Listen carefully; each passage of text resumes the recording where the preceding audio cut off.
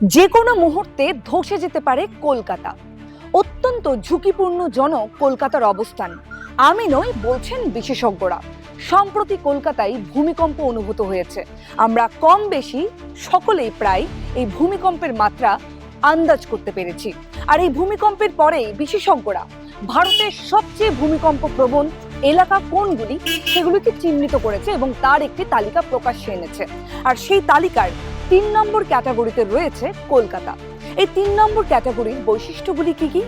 বিশেষজ্ঞরা বলছেন এই ৩ নম্বর ক্যাটাগরিতে যে সমস্ত জায়গাগুলি থাকবে সেখানে হালকা মাত্রার ভূমিকম্প অনুভূত হবে, আর একই সঙ্গে ক্ষয়ক্ষতির পরিমাণ অল্প থাকবে।